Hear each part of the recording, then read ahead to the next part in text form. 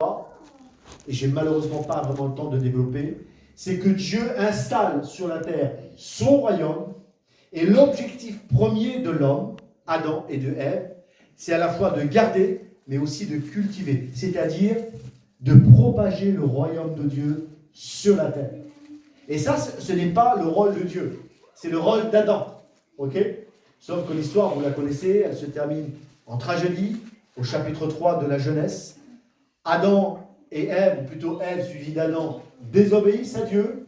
Ils se retrouvent chassés du jardin d'Éden, qui est le royaume de Dieu sur la terre.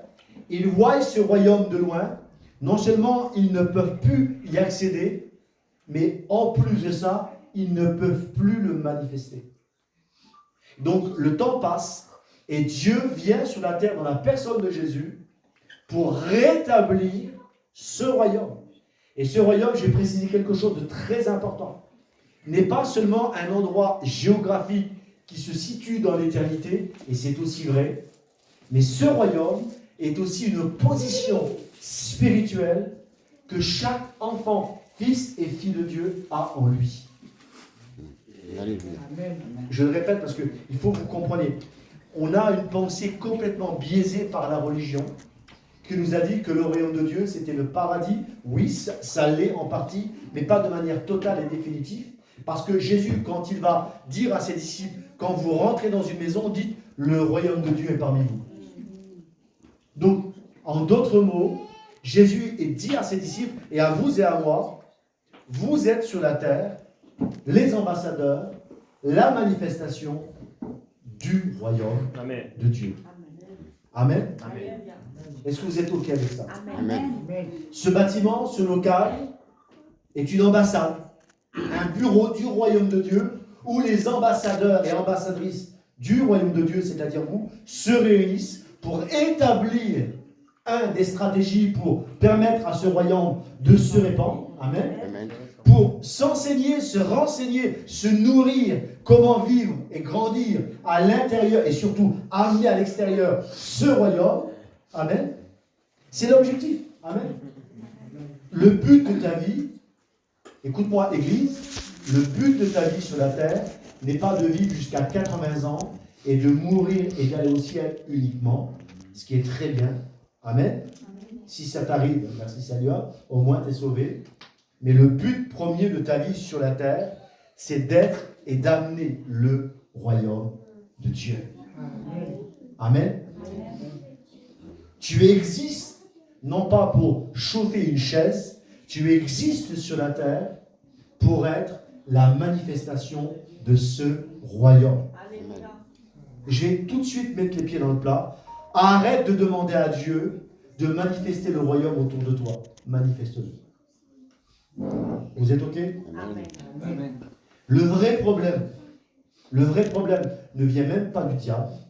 Le problème ne vient certainement pas de Dieu. Le problème vient toujours, absolument toujours, de nous et de nous seuls. On a été paralysés, pollués par des systèmes religieux qui ont fait qu'à un moment donné, eh bien, ce royaume tel qu'on devait le vivre, on ne le vit pas. Regardez, Éphésiens chapitre 3. Éphésiens chapitre 3 et verset 20. Écoutez bien ce texte. Il est tellement puissant. Je n'ai pas prévu de le dire, mais je vous le dis quand même. Ok?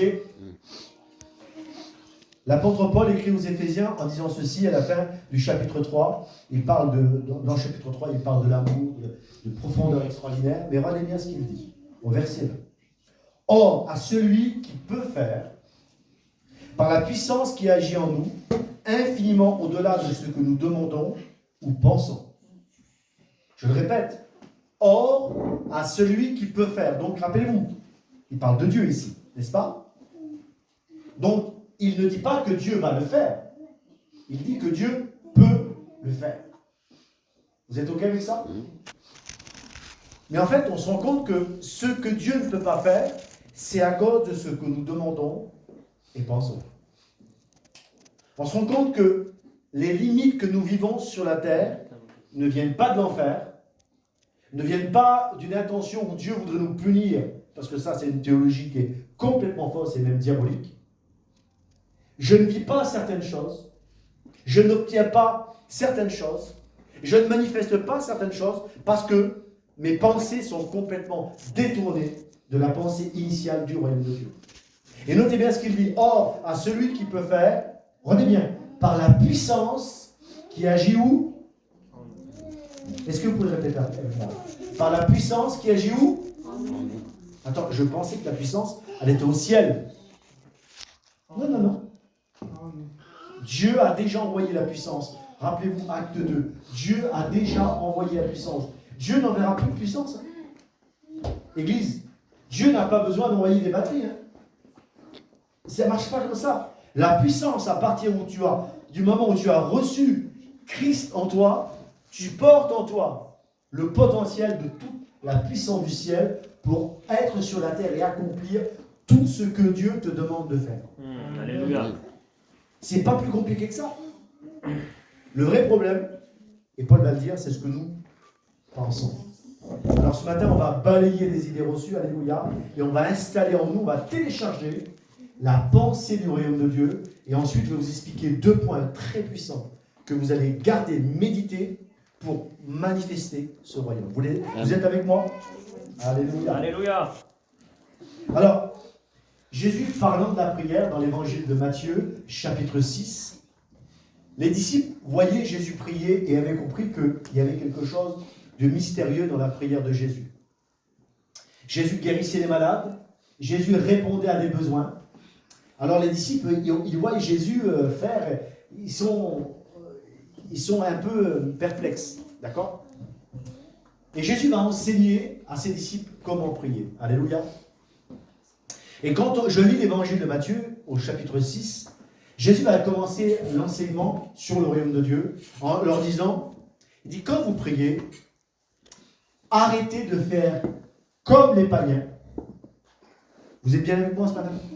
Parce que ce matin, je vais renverser des croyances, je vais renverser des raisonnements, il y a des trucs qui vont tomber dans notre tête. Jésus va dire, arrêtez de faire comme les païens, qui s'imaginent qu'à force de faire beaucoup de prières, ils vont être exaucés.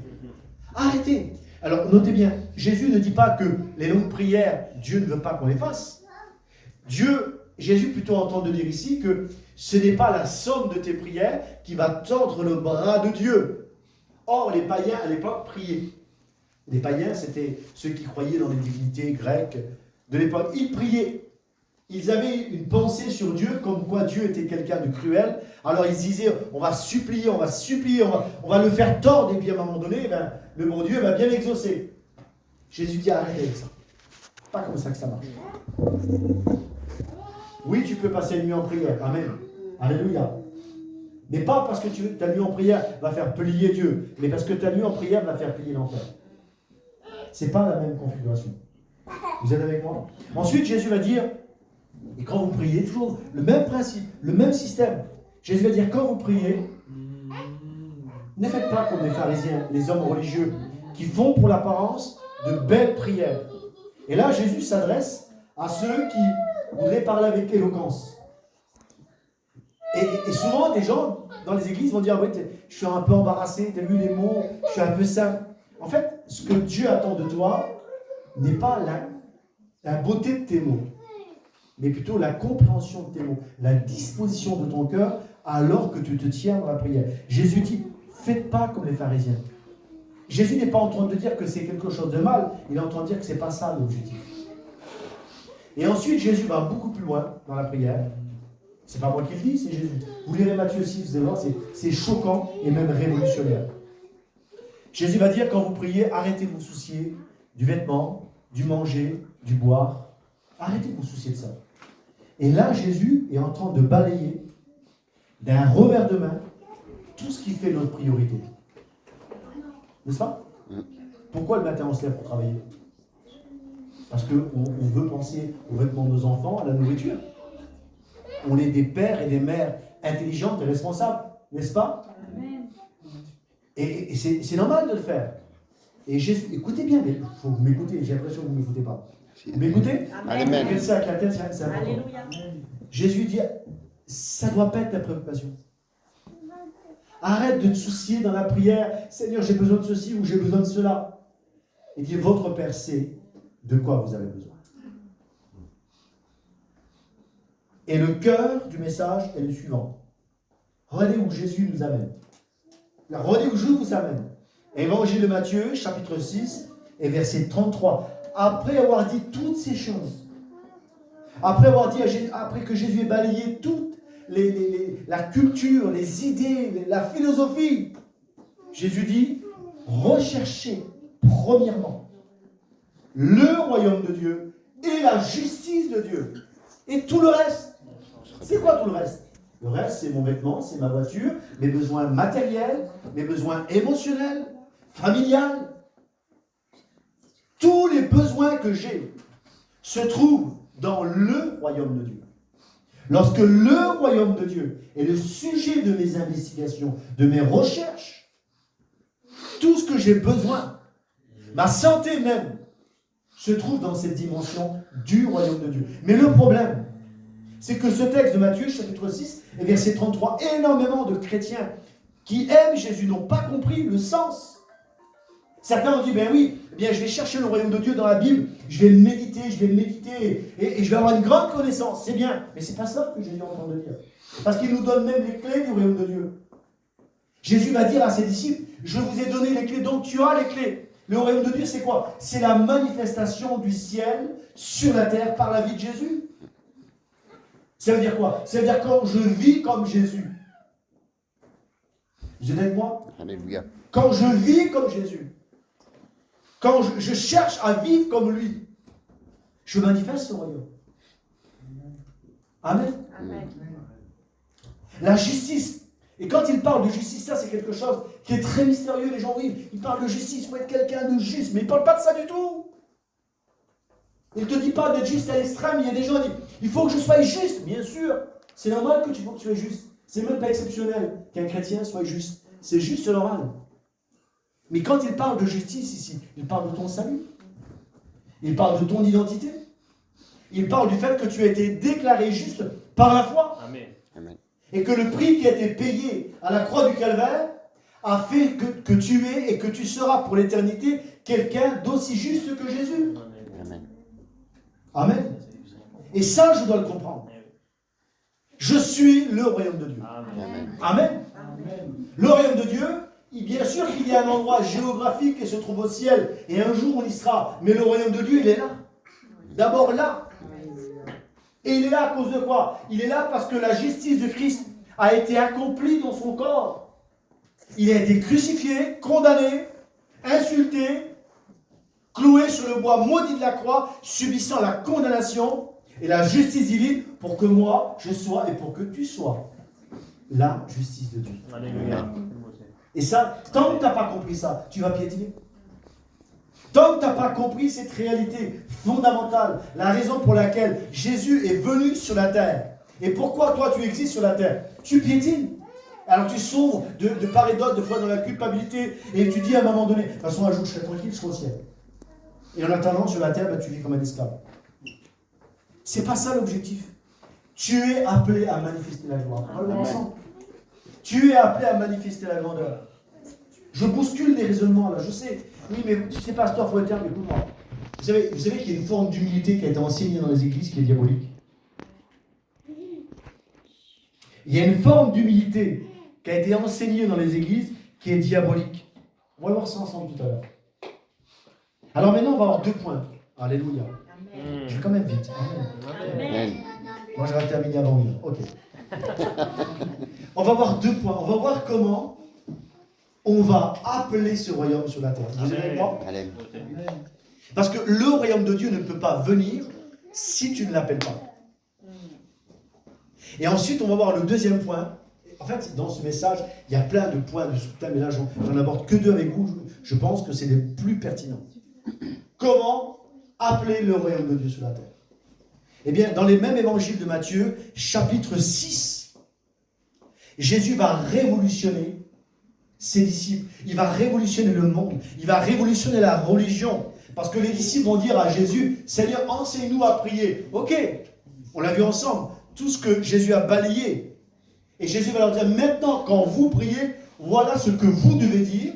Et surtout, voilà ce que vous devez comprendre. Évangile de Luc, chapitre 11. Jésus va dire, quand vous priez, dites.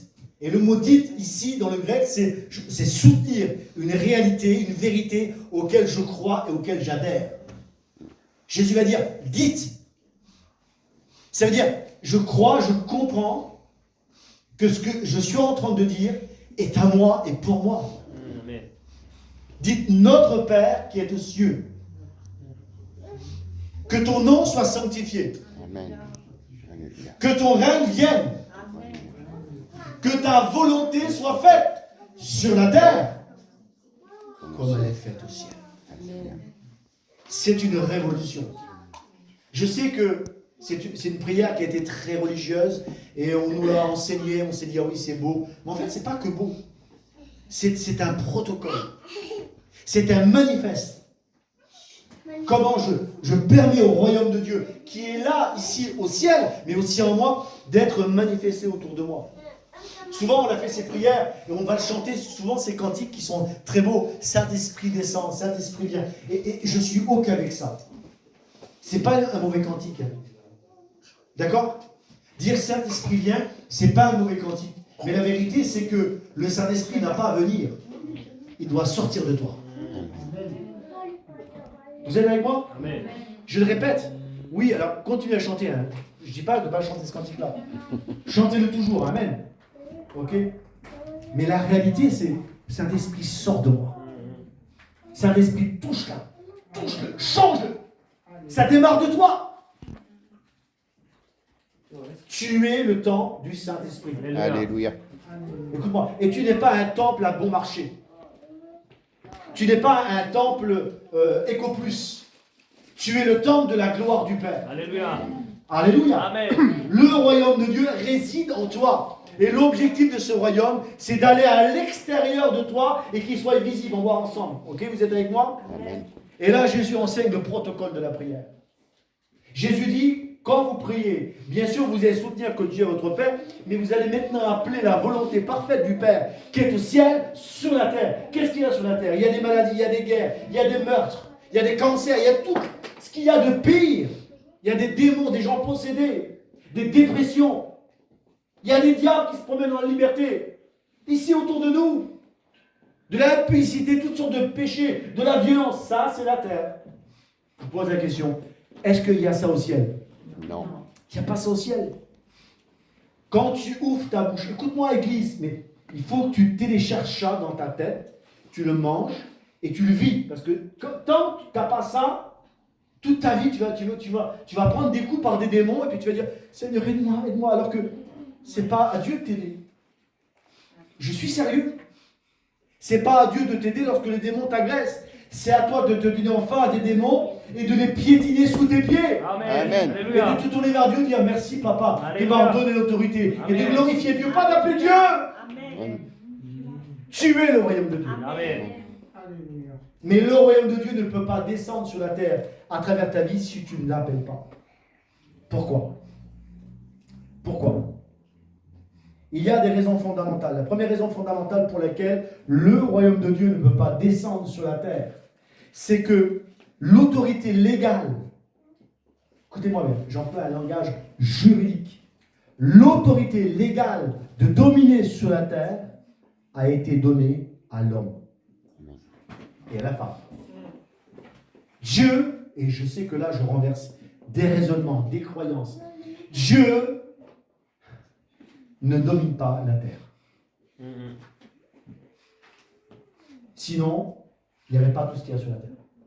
Nous dominons la terre. Alors bien sûr, il est le propriétaire. Mais le gestionnaire, c'est toi. Sinon, la terre ne serait pas dans l'état qu'elle est aujourd'hui. Nos foyers, nos familles ne seraient pas dans cet état-là. Nous sommes le résultat de la désobéissance envers le commandement de Dieu. Donc, quand Dieu crée l'homme, Adam, lorsqu'il recrée le chrétien à travers le corps de Christ, Dieu ne s'est pas inclus dans la structure d'autorité légale. Créons l'homme à notre image et qu'il Domine. D'accord ? Et Dieu, notez bien, Dieu n'a pas dit, créons l'homme à notre image et nous allons dominer avec lui. Genèse chapitre 1er, verset 26. Dieu a dit, créons l'homme à notre image et qu'il C'est plus lui qui domine. C'est toi. Allez, je renverse des croyances là. J'en suis conscient, mais il faut que vous compreniez ça. Donc, Dieu ne s'est pas inclus dans la structure légale d'autorité.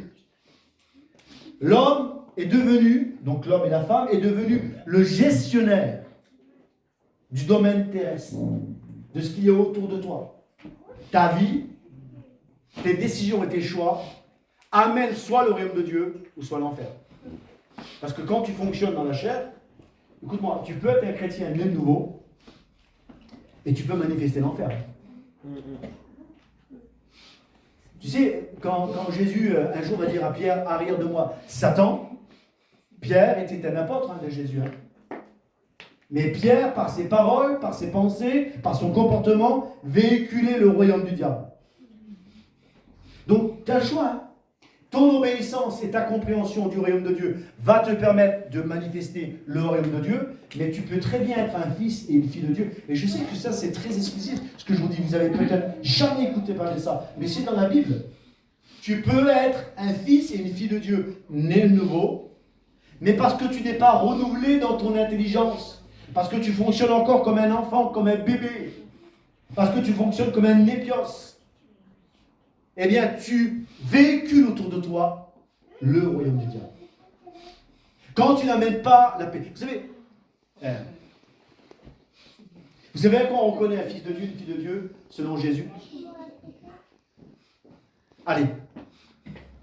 Évangile de Matthieu, chapitre 5. Jésus a dit, heureux ceux qui procurent la paix.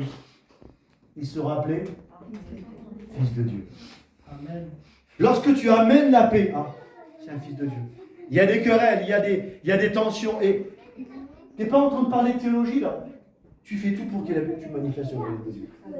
Mais alors que j'ai vu des chrétiens, moi, ils sont nés de nouveau. Attends, ils meurent, ils vont au ciel. Mais quand il y a une querelle, ils nourrissent la querelle. Quand il y a des murmures, ils nourrissent les murmures. Quand il y a de la haine, ils nourrissent la haine. Ils ne sont pas perdus. Mais ils véhiculent le royaume du diable. Quand les problèmes viennent sur toi, et il y a des problèmes, et que tu commences à confesser les problèmes comme étant plus grands que toi, tu manifestes le royaume du diable. Alors que tu es un chrétien né de nouveau. La mort et la vie sont au pouvoir de la bouche. Il y a des choses que tu dois confesser. Et la prière de notre Père nous enseigne comment amener le règne de Dieu sur la terre. Il y a la maladie, il y a la mort, il y a la malédiction qui règne sur cette région. Ok, écoute-moi, tu n'es pas né au mauvais endroit et à la mauvaise époque. Tu es né au bon endroit à la bonne époque pour régner dans cet endroit et dans cette époque et dans cette région. Amen. Arrête de croire que tu dois déménager. Je suis sérieux. Arrête de croire, franchement, je serais dans le sud de la France, ça serait mieux. Oui, il y aurait peut-être plus de soleil. Tu es né au bon endroit. Amen. Arrête, je suis sérieux. Tu es là pour régner dans ton territoire. Alléluia. Mais le problème, c'est que tu es à l'intérieur, il y a le royaume de Dieu, mais parce que tu n'as pas compris ce royaume de Dieu, tu véhicules toute autre chose. Et Satan se sert de toi. Tu dois commencer à confesser la parole de Dieu. Amen. Notre Père qui est au ciel, que ta volonté soit faite. Regarde les malades autour de toi. Regarde les ténèbres autour de toi. Regarde les gens qui sont possédés. Regarde les gens qui sont dans la publicité. Et commence à parler, mon Père, c'est pas ton règne ça. Que ton règne vienne sur ma famille qui est liée dans la dépression, dans l'alcool. C'est pas ton règne. J'appelle le règne de Dieu. Alléluia. Commence à parler. Arrête de dire Seigneur, viens les bénir. Appelle le règne de Dieu. Comment? Pour mon premier point, comment j'appelle le royaume de Dieu? Par la prière. Pas compliqué, hein? Si tu ne pries pas, le royaume de Dieu n'est pas activé. Il est en toi, mais il n'est pas activé. Je vois tellement de croyants, de chrétiens, vivre sur la terre et ne pas composer avec la prière. Prie. Et moi, j'ai l'habitude de dire, c'est quelque chose que j'ai découvert, c'est qu'il y a deux types de prières. Il y a deux types de prières. Il y a la prière verticale. Amen. Amen. Amen. Notre Père qui est aux cieux. Alors, se tourne-nous cette prière vers le ciel. Alléluia. Et l'apôtre Paul dit, faites toutes sortes de prières, des demandes, des supplications, des actions de grâce. On élève Dieu. Amen. Alléluia. Je suis dans la maladie, Seigneur, mais je crois, Seigneur, que dans cette maladie, Seigneur, tu es avec moi. Seigneur, je suis dans le problème, mais Seigneur, je crois que dans ce problème, tu es avec moi. Là, tu t'adresses à Dieu. Écoute-moi, tu ne demandes même pas des fois à Dieu de te guérir. Je suis sérieux. Non. Il y a un niveau, écoute-moi, là, je vous amène dans un niveau supérieur. Tu ne demandes pas à Dieu de te guérir. Et après, il y a un deuxième type de prière. Où là, tu ne parles pas à Dieu, mais tu parles littéralement aux ténèbres, au diable et à la maladie. Et tu commences non pas à t'adresser à Dieu en disant « Seigneur, bénis-moi ». Tu peux le faire. Je ne dis pas que c'est une mauvaise prière. Mais quand tu as compris le royaume de Dieu, tu te tiens face à la maladie et tu commences à parler à la maladie. Quand tu as compris le royaume de Dieu, tu te tiens face à tes problèmes. Et on en a des problèmes. La vie n'est pas sans problème. On est OK, hein? Je ne suis pas en train de vous dire, parce que tu es dans le royaume de Dieu, ta vie est un long fleuve tranquille. C'est pas vrai. Tu vis le royaume de Dieu, tu auras des coups, des persécutions. Ça, c'est OK, ça. La Bible dit que c'est par beaucoup de tribulations qu'on rentre dans le royaume de Dieu. Donc des tribulations, tu en auras. Mais à un moment donné, dans la prière, tu ne t'adresses plus à Dieu, mais tu parles au problème. Jésus a dit parler à la montagne. Jésus a dit parler au figuier. Tu dois parler au problème. Arrête de parler de ton problème. Parle au problème. Ça, c'est vivre et manifester le royaume. Amen. Alléluia. Je termine avec ce point-là. Puis après je vais dans mon deuxième point. Mais décidément, je vais brosser mes points rapidement. Alléluia. Merci Seigneur. D'habitude, je suis un peu plus loin. La prière, je vous l'ai dit, c'est un acte légal, rappelez-vous. C'est aussi un acte d'amour. On aime passer du temps avec le Saint-Esprit. Mais la prière, c'est un acte légal, c'est un acte juridique. La prière n'est pas demander à Dieu d'agir, c'est donner quelque part à Dieu l'autorisation d'agir selon l'ordre qu'il a établi. C'est permettre à Dieu d'agir. Dieu veut guérir ta famille. Tu sais pourquoi il ne le fait pas? Pas parce qu'il s'aime pas. C'est qu'il attend qu'une bouche parle. Rappelez-vous ce que je vous ai dit précédemment. L'autorité légale de la terre a été donnée à qui? À toi. Si Dieu vient dans ta famille sans que tu l'appelles, eh bien, il est un imposteur et un menteur. Donc Dieu attend que tu pries. Vous comprenez ça? Donc la prière, c'est pas seulement demander à Dieu d'agir, c'est donner à Dieu l'autorisation d'agir selon l'ordre qu'il a établi. La prière n'implore pas, elle légifère. La prière n'est pas seulement le cri de besoin, mais la voix du gouvernement divin. Tu fais partie de ce gouvernement. Tu fais partie de ce gouvernement. Et parce que tu fais partie du gouvernement divin, du royaume de Dieu, tu as le droit de parler. Ok? Vous avez compris? Premier point. Alors, premier point, tu vis, l'objectif de ta vie, c'est le royaume de Dieu. Tu es sur la terre, tu as un but sur la terre, c'est de vivre et de manifester le royaume de Dieu. D'accord? Tu ne vas pas à l'église seulement pour faire du bien. Tu vas à l'église pour te nourrir, pour comprendre et pour être plus efficace. Parce que moi, j'ai appris qu'un chrétien dépressif, il a du mal à porter les fruits. Donc tu dois être nourri, efficace et solide pour justement savoir et comment développer ce royaume. C'est ça le but des ministères et d'église, c'est ça. Le but de l'église, c'est pas de te garder ici, là, attention, hein, faut pas que tu fasses de bêtises, attention, hein, bientôt Noël, hein, attention à l'alcool le jour de l'an. C'est un truc du bébé, ça. Je ne serai pas chez toi, moi, le 31, tu veux boire, tu peux boire. Non, le but de l'église, le but d'un berger n'est pas de garder uniquement. On garde des petits, vous voyez, les gamins qui sont là, on va les garder pour pas qu'ils fassent de bêtises. On les garde, pour pas qu'ils sortent dehors. Mais un homme de 30 ans, on ne le garde pas. Non? On le nourrit, on le bâtit, on le construit. Donc l'objectif de mon ministère ici, c'est pas de vous garder comme des petits. Attention, hein, faut pas pécher, hein. Attention, hein, faut pas faire de bêtises, hein. Alors, je déteste ça. Le pasteur qui infantilise des adultes spirituels et ils sont là, quelle beauté. Arrêtez là. Non, c'est sérieux. Non, là je suis en train de bâtir des croyances. Alléluia. Amen. Moi je ne brûle pas. Hein. Je bâtis des choses en vous. Amen. À partir de cette réunion, il y a quelque chose qui est téléchargé en vous. Si vous le recevez, vous allez voir, vous ne penserez plus pareil. Et c'est ça l'objectif. Moi, je fais ça, je ne suis pas en train de te dire, fais pas de bêtises, tu sais ce que tu dois faire. Je suis en train de dire comment bien faire. Amen. Alléluia. Donc, premier point, on l'a vu ensemble. Tu existes sur la terre, pas seulement pour aller au ciel, mais pour manifester le royaume de Dieu. Amen. Vous êtes OK avec ça? Amen. Faites ça avec la tête. C'est important, j'ai besoin de faire ça avec la tête.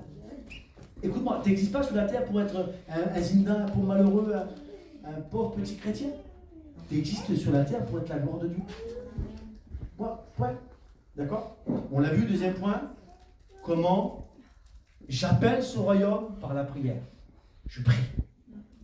Passe du temps en prière. Si Jésus a dit, ne faites pas de longues prières comme les païens, il ne nous a pas dit de ne pas prier longtemps. Jésus priait la nuit. D'accord? Il a dit de ne pas faire comme les païens, qui s'imaginent que leurs longues prières vont tordre le bras de Dieu. Mais tu peux passer d'une prière. Ça s'appelle le combat spirituel. Où à un moment donné, tu fais plier les ténèbres. Le but de ta prière, ce n'est pas de faire plier le bras de Dieu, rappelle-toi, mais c'est de faire plier le diable. Amen. Ok? Et pour ça, tu as l'autorité. Amen. Ça, c'est le deuxième point. Troisième point, on va le voir ensemble. Amen. Alors, ce point-là, il est juste un petit peu choquant. Et comme tous les premiers points, d'ailleurs. Je m'étonne encore pourquoi je dis choquant. Parce que tout à l'heure, je dis choquant. À un moment donné, dans l'évangile de Matthieu, au chapitre 10, deux hommes, les fils de Zébédée, vont venir vers Jésus. Et là, je vous parle toujours du contexte du royaume de Dieu. Vous êtes avec moi? Oui. Ils vont dire à Jésus, Seigneur, on a quelque chose à te demander. Alors, dans l'évangile de Matthieu, chapitre 10, c'est eux qui demandent. Dans l'évangile de Marc, c'est leur mère qui vient demander.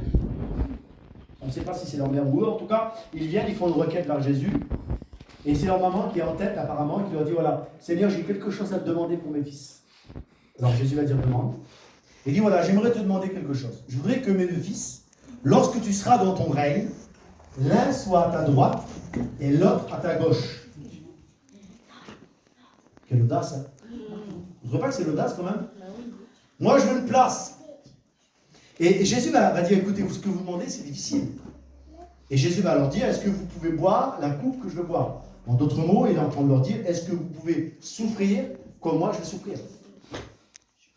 Est-ce que vous pouvez endurer ce que je vais endurer? Et les disciples vont dire, oui, on le peut. Et Jésus va dire, oui, c'est vrai, vous allez souffrir. Jésus savait qu'ils allaient souffrir. D'ailleurs, ils sont morts en martyrs. Et Jésus va dire quelque chose. Il va dire, ce que vous demandez est difficile. Il dit, cela ne m'appartient pas. Ça appartient à mon Père. C'est lui qui choisit la place que tu dois avoir. Et voyez-vous, ça c'est un point tellement important. Parce que sur la terre, tu as une place où tu dois briller, où tu dois démontrer le royaume de Dieu. Et l'un des problèmes que nous avons, souvent, nous envions la place de quelqu'un. Et je ne dis pas que c'est quelque chose de mauvais de vouloir avoir une place. Mais là où parfois on se trompe, c'est qu'on veut une place qui n'est pas la nôtre. Et Jésus va dire, apprenez à vous laisser placer par Dieu dans votre endroit d'influence. C'est ça l'enseignement. On va voir ensemble autre chose par la suite. Apprenez à savoir où doit être ta place. Si ta place, c'est la prédication.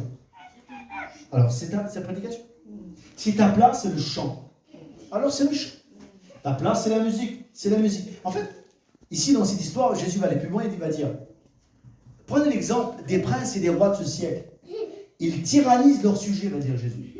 Et Jésus va dire, ça ne doit pas être comme ça au milieu de vous. Il parle du royaume de Dieu. Du royaume de Dieu qu'on vit sur la terre. Et Jésus vient dire quelque chose, il bouscule toute la pensée religieuse. Vous savez ce qu'il dit? Il dit, celui qui veut être le plus grand parmi vous. Je pose une question à l'église. Qui veut être le plus grand? Ouais,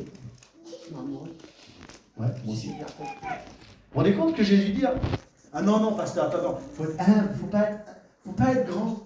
En vrai, c'est un mensonge qui dit ça. Oui, attends, non, le diable a voulu être grand. Non. Relisez Ézéchiel 28, relisez Ésaïe chapitre 14, vous vous rendez compte que ce qui a intéressé Satan, Lucifer, n'est pas seulement d'être grand, mais de prendre une place. C'est pas pareil. C'est pas pareil. Et le diable joue avec ça. En fait, Jésus dit ici, le problème, ce n'est pas de vouloir être grand dans ton appel. Au contraire, Jésus va même nous donner la clé. On va le voir ensemble. Je vais vous donner la clé après comment être grand dans ton appel. Vous êtes avec moi? Amen. Le danger, c'est de vouloir prendre une place qui n'est pas la tienne. Et j'aimerais vous rappeler, je n'ai pas le temps de le développer ici, mais vous lirez Ézéchiel 28, vous lirez Ésaïe chapitre 14, vous vous rendez compte que Lucifer, qui était le chérubin protecteur, bien sûr qu'il a voulu se lever, mais lorsqu'il a voulu se lever, c'est justement pour prendre une place, une position. Et ce que Dieu va réprimer chez lui n'est pas le fait qu'il s'est élevé, mais le fait qu'il a voulu occuper une place qui n'est pas la sienne. Vous êtes avec moi? Et le danger dans l'Église, et ce qui va te paralyser dans ta vie, c'est bien souvent de ne pas comprendre où est ta place. C'est pour ça que c'est important, il faut prier, il faut jeûner, pour comprendre ce que Dieu attend de toi, quel est ton cercle d'influence. Et l'un des autres dangers, c'est d'envier la place de quelqu'un. Ça, c'est dangereux. Rappelez-vous, Lucifer, ce qui a provoqué sa chute, n'était pas son désir de grandeur. Je peux en parler avec vous pendant 1 heure si vous voulez, après on va débattre ensemble, il n'y a pas de souci. Ce qui a provoqué sa chute n'est pas son désir de grandeur, mais son désir et son souhait d'occuper une place qui n'est pas la sienne. Ésaïe chapitre 14, Lucifer va dire « Je me placerai au sommet du septentrion et je m'assirai en face. » Donc Dieu, il n'avait pas dit de s'assirer. En fait, ce qu'il voulait, lui, c'est une place. Ok? Ne cherche pas la place. Laisse Dieu te placer. Amen. Amen, ça c'est très important. Mais Jésus va dire, celui qui veut être grand parmi vous. Donc ça veut dire que la grandeur n'est pas un problème. Être grand dans ton appel, dans ton ministère, dans ton don, c'est bien. Faites ça, Catherine. C'est bien. Et tu dois briller. Si ton appel c'est le chant, tu dois désirer être le meilleur ou la meilleure chanteuse. C'est pas de l'orgueil.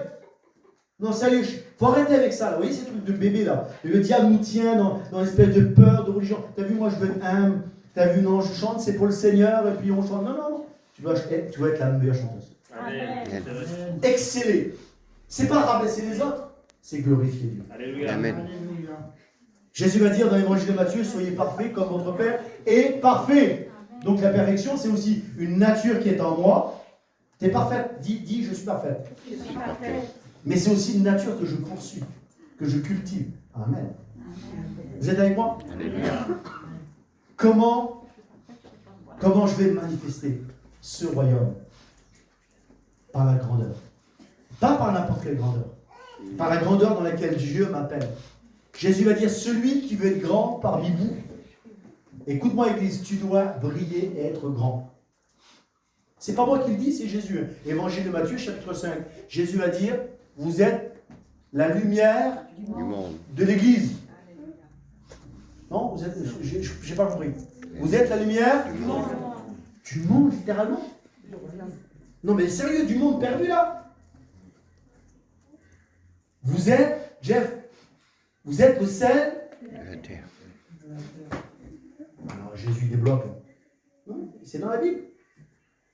Donc, comment je peux être la lumière du monde si je me cache? Ah, tu comprends, moi je veux être humble. Et puis, tu as vu, il ne faut pas se montrer. Non, on doit te voir. Pourquoi on les filmait? C'est pas de l'orgueil. Non, vous êtes orgueilleux. Non. Bon, voyez-vous, Jésus va dire, écoutez bien, c'est pas moi qui le dis. C'est Jésus. Il dit, demandez et vous recevrez. Et vous manifesterez des bonnes œuvres. Et par vos bonnes œuvres, le monde glorifiera votre Père. Tu dois briller. Amen. Amen. Et Jésus poursuit en disant, vous êtes la lumière du monde. Et Jésus va dire, personne n'allume une lampe pour la mettre sous le boisseau. Ah, les chrétiens, moi je vais chanter, mais je vais être humble, Seigneur. Et ça, je ne peux pas trop voir. J'en connais des comme ça. J'en connais, moi, vous savez comment ils chantent, j'en comme ça. Là. Alléluia. Il faut être humble. En fait, c'est l'orgueil dissimulé. Non, que les gens te voient. Qui voient la paix, qui voient la joie, qui voient le bonheur, qui voient l'excellence, qui voient la gloire de Dieu, qui émane et qui sort de ta vie. Amen. Alléluia. Qui sort de ta vie. Alléluia. Parce que le royaume de Dieu n'est pas à l'extérieur. Il est en toi. Amen. Alléluia. Donc Jésus va dire que celui qui veut être grand, notez bien, Jésus n'est pas en train de dire que vous devez être grand, c'est mauvais. Jésus va dire, soyez grand. Jésus veut dire que celui qui veut être grand, tu dois être grand dans ton appel. Amen. Tu dois être grand dans ce que Dieu te demande de faire. Amen. Et tu dois chercher à faire ce qu'il y a de mieux dans ton appel. Si c'est ton appel, il faut que tu exploses ton appel. On a une soeur chez nous, vous la connaissez, c'est Nikita. Nikita, elle brille. Écoutez, c'est la folie. Et croyez-moi, elle brille. Et elle va briller encore. Vous savez, c'est pas de l'orgueil. C'est pas de l'orgueil. C'est simplement qu'elle est dans le canot dans lequel Dieu lui manque. Et elle cherche à être la meilleure. Elle ne cherche pas à rabaisser les autres. En fait, lorsque tu brilles dans ton appel, tu ne rabaisses pas les autres. Au contraire, tu les amènes avec toi. Alléluia. Amen. Alors, comment être grand dans mon appel? Comment être grand? Comment briller là où Dieu m'appelle? Moi, je suis enseignant. Dieu m'a donné un ministère d'enseignant. Je suis pasteur et enseignant. Je ne pense pas être apôtre et être évangéliste, bien que des fois je manifeste ces ministères. Mais je suis enseignant, c'est mon appel. Je suis né pour ça. Dieu m'a mandaté, c'est le don, c'est la place que Dieu m'a donnée.